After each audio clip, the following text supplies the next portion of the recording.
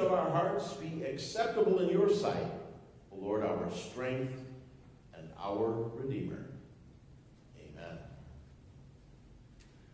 For some people, Thanksgiving is just another occasion for feasting and football. But as someone said, if God had meant for all of us to fast on Thanksgiving, he never would have created 30-pound turkeys.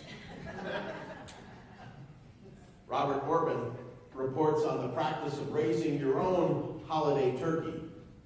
He said, some people are a little squeamish about this, but not him.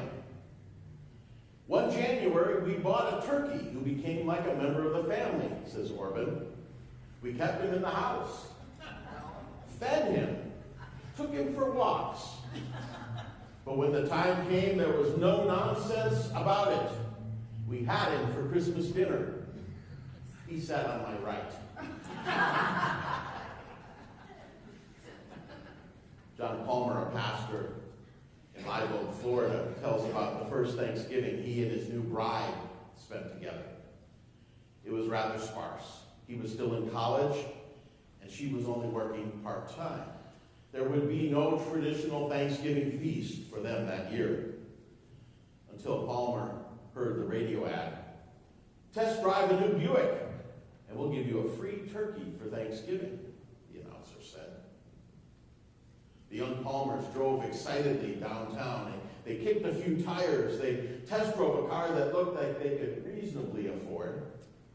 They spent a couple of hours discussing payments, interest rates, etc. They finally told the salesman, we need to go home and discuss it. And as they got up to go, Palmer said it in such a way as to appear as an afterthought. Oh yeah, what about the turkey that was mentioned in the commercial? The salesman's eyes twinkled. He motioned for them to follow. They went outside around back to a shed in the rear of the property. He opened the door with great flourish and he said, if you catch one, you can have it. Inside were 10 full-grown live turkeys. Palmer doesn't say what he did at this point. Maybe he and his bride had turkey for Thanksgiving, or maybe the turkey sat on the right. But all of this reminds us that Thanksgiving spirit must be caught. You see, so many people will celebrate the holiday without giving a moment's thought to its significance.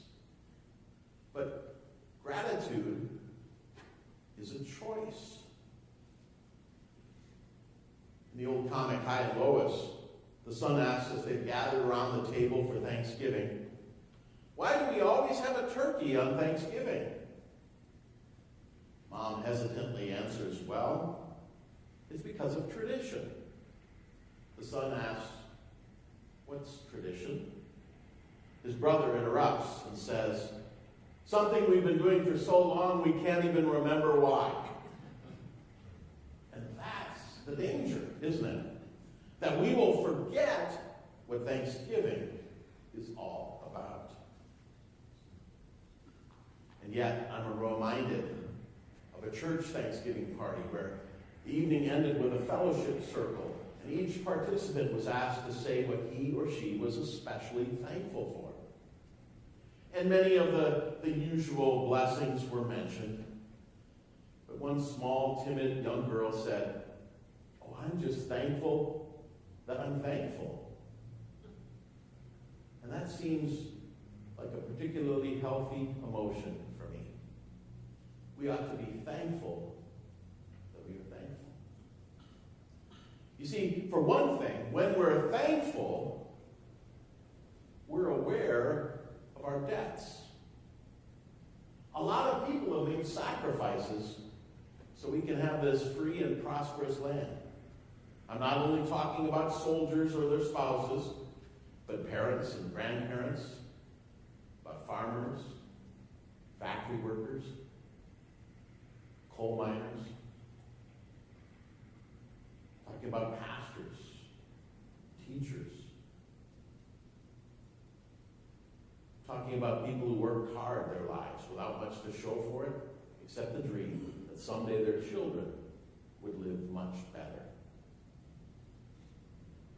On the day that Mort Meyerson became president of Electronic Data Systems, his 95-year-old grandfather was there.